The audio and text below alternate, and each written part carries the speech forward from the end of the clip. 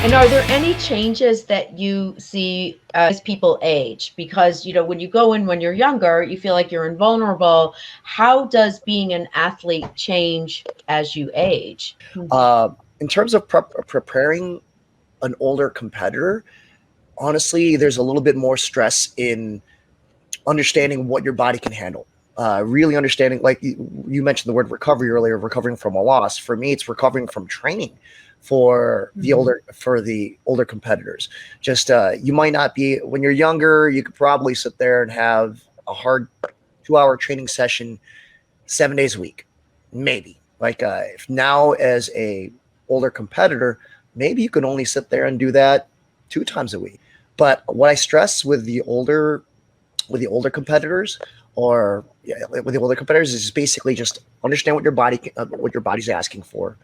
Uh, you might need to really work on the physical fitness side or the recovery and mobility side of it more than actually training hard, and understand that you know you don't have to train like a crazy wild 18, 21 year old every single day. It's really stressing that, and just trying to make sure that they take care of themselves, because if you're hurt, if you're banged up, you can't really compete. Devin, what do you have to say about that? So 10 or 15 years from now, if you age, when you age, how does that impact how you've changed as an athlete?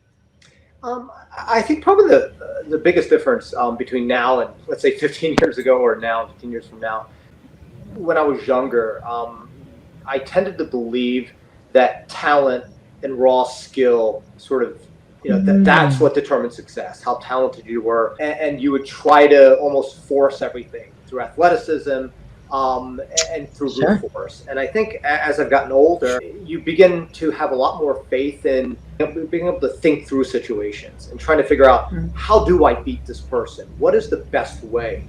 What am I doing that's not working? It's just not that I'm not strong enough or I'm not fit enough, but there's something I'm doing wrong. And you start having faith in your ability to think through it and actually coming up with a solution, some knowledge-based solution.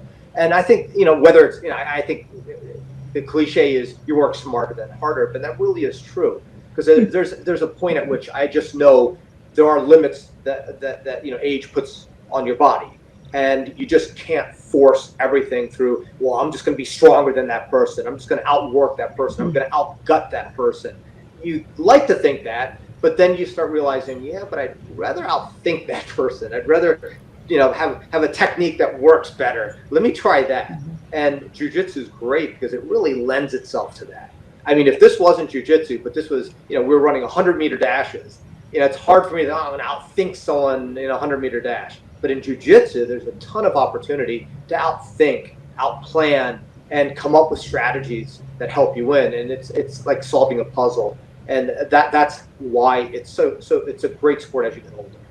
But even with races, you can outthink your competitor. I mean, some of them, if you watch those elite athletes running, the ones winning, they're often smiling the whole way through, making it look like it's so easy.